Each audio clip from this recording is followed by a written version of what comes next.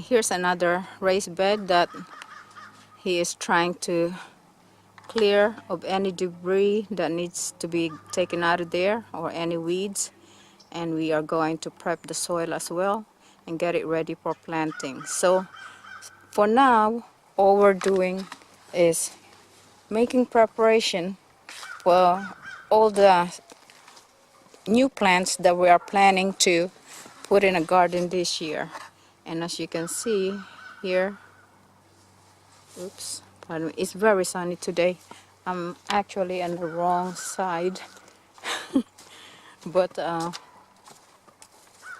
here's another raised bed which is just about ready as well, and what you see there growing is a mustard green,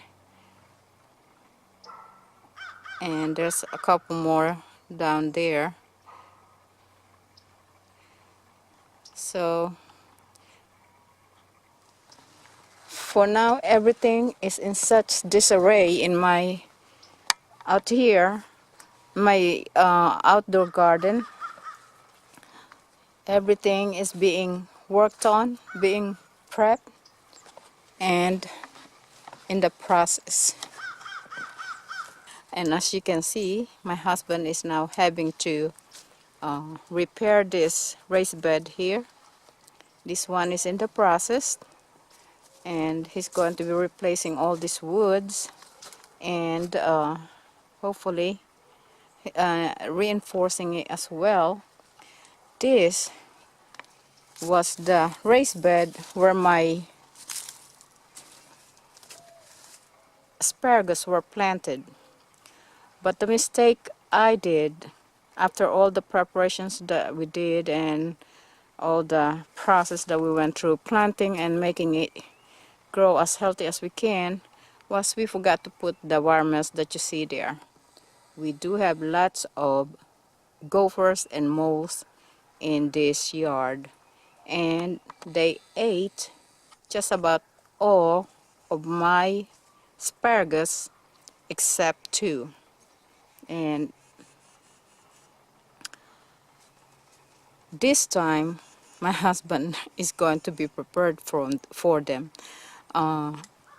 He put that worms in there for whatever we're planning to plant in it, and he's going to reinforce this woods around it and put some lining to make sure it lasts a little longer than it did. And we have a big mess in here for now. For the time being, everything is being reconstructed, and here's one raised bed which he has completed. And as you can see, hello.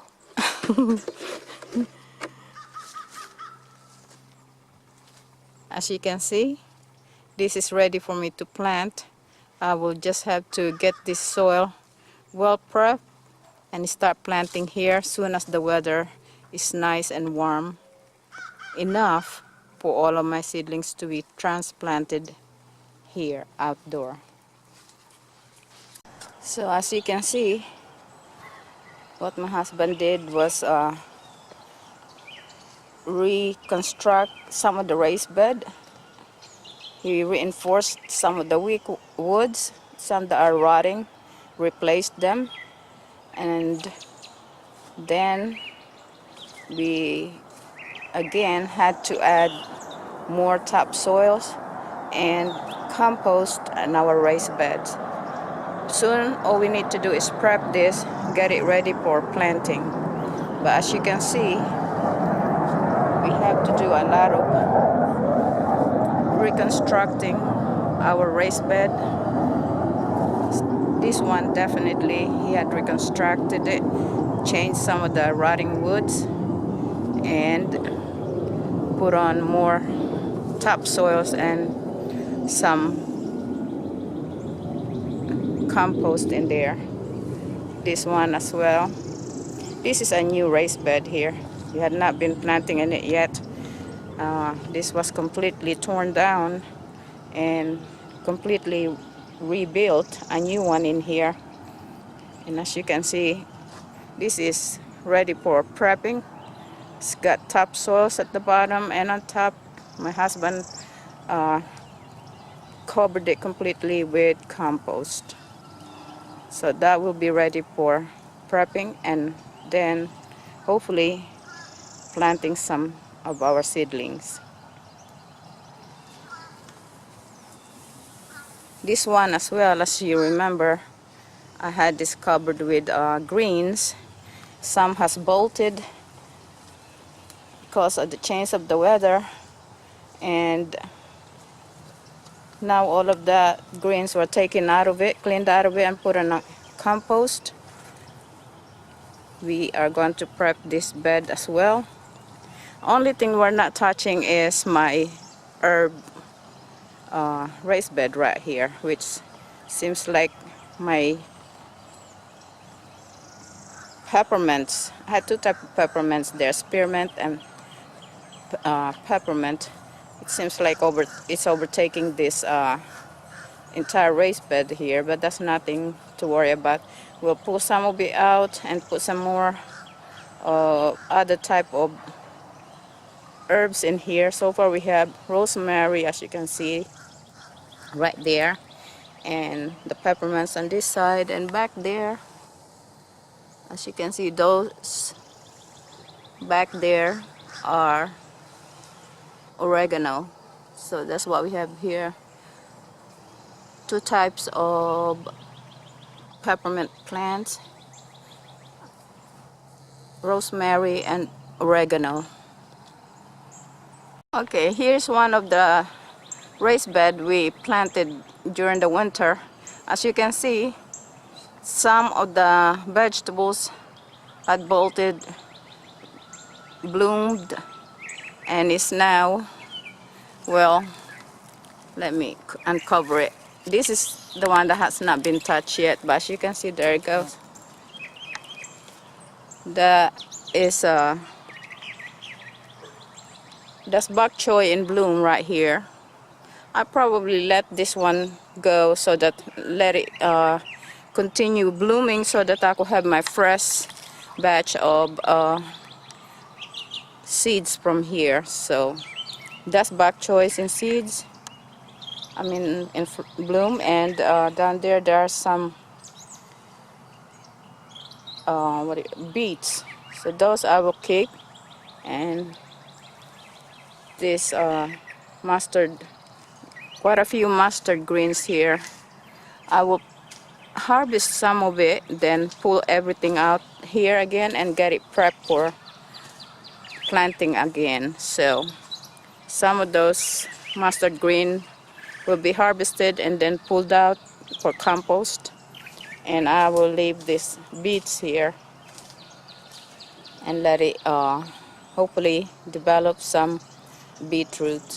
Okay, as you can see, here's we have two beds here that we are going to clean up or clear up for planting, and my husband's clearing up this one here, taking the hay and weeds out of it.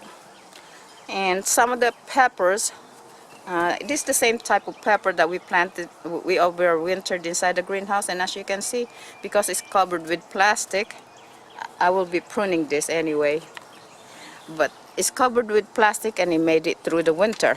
So, but if you remember, I have my sayote planted here, and my hope was, take a look at that. That's where it was planted, and you can see one of the vine is still there. But sadly, it did not make it through the winter. But I'm not worried about it because I have at least 3 more inside the greenhouse waiting to be planted, and hopefully this time we will have a much better area for it so that it could produce more fruit for us if we do it right this time. This part of this bed is already been replenished, and as you can see, the wood reinforced again. So we're working on this one here, and we are yet to work on this raised bed here. We did not get to harvest the malanga here or this taro plant here, but that's okay since it's still doing very well. We'll let it go one more season, and hopefully we'll be able to harvest this by the end of this year, and hopefully we get something out of it. But as you can see, they're doing well. It's still nice and green, new growth coming back, as you can see there. And as you can see at that end, you can see where the malanga or the taro root plants are at. And look, all the chickweeds, it's just overtaking this entire area here. And the good thing is they're easy to get rid of, but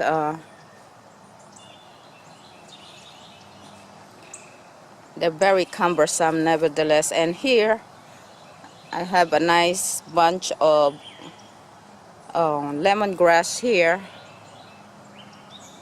which I'll give you one more season in this bed, and hopefully we'll be able to divide this and plant this in different areas of the garden. So these are lemongrass growing. There actually are some these are French radish right here. Yeah, some French radish ready to be picked actually. We might pick some French radish today.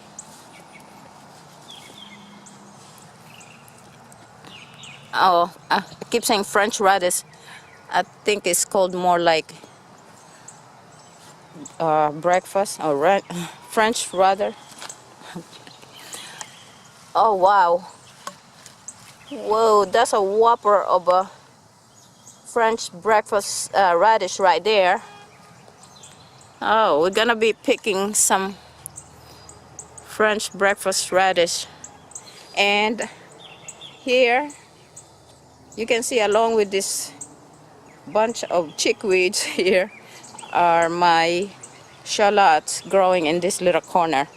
So we definitely gotta get rid of all these chickweeds to so that we could cultivate this area for my shallot. Hopefully for my shallot to do well, but right now it's being overtaken by chickweeds. Okay, so as you can see, let me cut this right here. Whoa, that is one stem. I'm gonna cut this one right here where that new blooms, and we just reinvigorated a pepper plant that overwintered here in the hoop house. I will do the same thing here. I wasn't planning to keep this pardon me, to keep these pepper plants, but as you can see, and since it seems to, whoa, I'm gonna need my husband's help on this one. This one's quite woody, but I will be cutting that right there where the new growth is coming up from. I'll go on the other side and prune the other one. See, I wasn't planning to keep this pepper, but just like myself, oftentimes I just cannot throw away any plant that seems to manage during the winter.